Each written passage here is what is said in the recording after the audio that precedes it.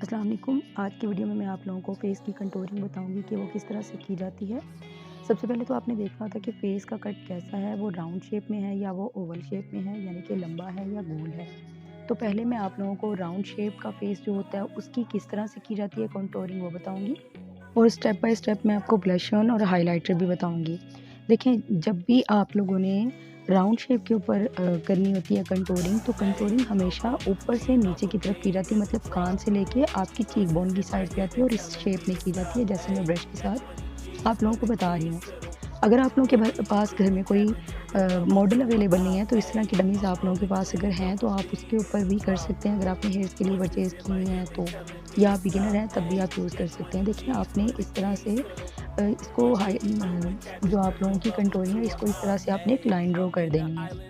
और क्योंकि मैं इन लोगों को शार्प ये बता रही थी कि आपके फीचर्स को बहुत ज़्यादा बोल्ड मेकअप जिन लोगों को पसंद होता है और बहुत ज़्यादा जिनका फेस बहुत ज़्यादा चबी होता है, मतलब बहुत ज़्यादा राउंड होता है या हेल्दी होता है, मोटा होता है, तो उनके लिए है कि वो इस तरह से डार्क कंटूरिंग करवाया करें। और बेसिकली आपको पता है इस डॉल के ऊपर मैंने ना ही कोई बेस लगाई हुई थी। जब आप बेस लगा लेते हैं, हर चीज़ लगी हुई होती है, तो आपकी कंटूरिंग इतनी प्रोमिनेंट नहीं होती। लेकिन वीडियो में आप लोगों को नज़र ना आती, इसलिए भी मैंने इसको थोड़ा-सा डार्क ही किया है कि आप लोगों को अच्छे से समझ आए कि इसको करना कहाँ से है। जहाँ से आपका कान स्टार्ट हो रहा है, वहाँ से आपने इसको अप्लाई करना होता है। उसके बाद ब्लश ऑन हमेशा नीचे से ऊपर की जानिब लगाते हैं, और हाइलाइटर को भी आप नीचे से ऊपर की तरफ ही लगाते हैं। काइंडली बैक नॉइज़ को अवॉइड कीजिएगा। और उसके बाद जी ये देखिए, इस तरह से आपने हाइलाइटर को भी लगाना आता है। कुछ लोग बहुत कम हाइलाइटर पसंद करते हैं, कुछ लोग डार्क पसंद करते हैं, तो आप उनके अकॉर्डिंगली, उनकी चॉइस के अकॉर्डिंगली कर सकते हैं। अच्छा, अब हम आप लोगों को ओवल फेस यानी कि लॉन्ग फेस जो होता है उसके बारे में कंटूरिंग बताएँगे, वो किस तरह से की जाती है। तो वो कान के इस हिस्से में जहाँ पे ये हिस्सा होता है, ऊपर से तो आपने करनी है राउंड फेस की। अब यहाँ से ये जो हिस्सा होता है कान का, यानी कि सेंटर कह लें, वहाँ से आपने एक सीधी लाइन ड्रॉ करनी होती है, ठीक है? और उसको अच्छे तरीके से ब्लेंड आउट करना होता है। आपने बार-बार प्रोडक्ट को नहीं उठाना, क्योंकि ऑलरेडी ये डार्क शेड्स हैं, आप लोगों से हैंडल नहीं होंगे। इसलिए आप लोग इसी तरह उसको एक ही दफ़ा लगाइएगा। अगर आप देख लीजिएगा कि आपका किस तरह से बिल्डअप शेड है या कैसा है। मैं क्रिस्टीन के यूज़ करती हूँ, लेकिन आज मैं मिस रोज़ का पैलेट यूज़ करी हूँ। काफ़ी पिगमेंटेड है, काफ़ी अफोर्डेबल है और काफ़ी अच्छे रिज़ल्ट्स हैं। आप लोग भी परचेज़ कर सकते हैं अकॉर्डिंग टू माय रिकमेंडेशन। उसके बाद ब्लश ऑन आपने हमेशा नीचे से ऊपर को लगाना होता है। ये मैं डार्क इसलिए इतना लगा रही थी कि वीडियो में ना सही से प्रोमिनेंट नहीं हो रहा था, और जब एक चीज़ नज़र ही नहीं आ रही, तो आप लोगों के लिए मैं ये वीडियो बना रही हूँ।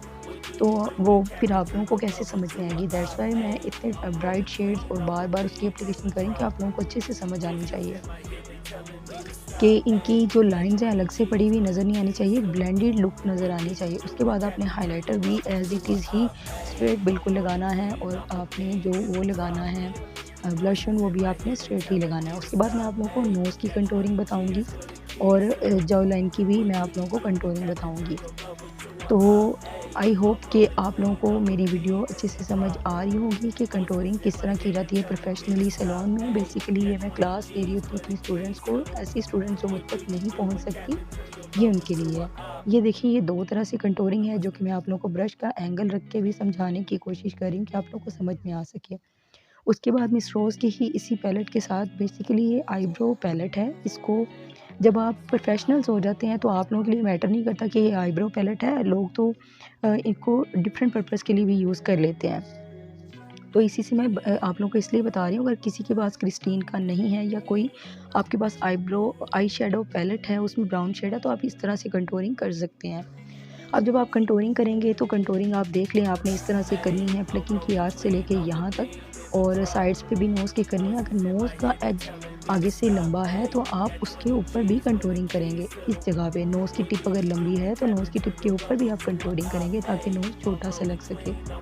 उसके बाद इसके ऊपर आप लोग हाइलाइटर को अप्लाई कर देंगे, वो भी मैं आप लोगों को बाद में बताऊँगी। अभी मैं आप लोगों को जॉ लाइन की बताने लगी हूँ, लेकिन अभी फ़िलहाल जिन लोगों की चिन थोड़ी-सी लंबी होती है, तो उनके लिए कैसे है, आपने ब्रश को इस तरह से स्प्रेड आउट करके पकड़ लेना है कि वो बारीक सा हो जाए, ठीक है? आप लोगों ने चीक के इस एरिया पे जिनकी चिन थोड़ी-सी लंबी है, इस एरिया पे आप लोग, सिर्फ़ इतने एरिया पे आप लोग कंटूरिंग करेंगे। ज़्यादा उस साइड पे नहीं जाएँगे क्योंकि ऑलरेडी जो फेस है वहाँ पे जस्ट ज़रूरत नहीं है, वहाँ पे ठीक है।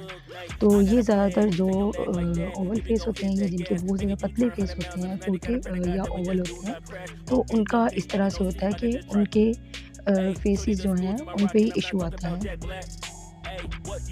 उसके बाद जिनके राउंड फेस हैं तो उनकी जॉ लाइन पे इस तरह से आप लोगों ने कंटूरिंग करनी है ऊपर तक, और इतनी डार्क करनी है कि वो बहुत ज़्यादा भी डार्क नहीं करनी, लेकिन इतनी डार्क करनी है कि उनका फेस कंटूर हुआ लगे।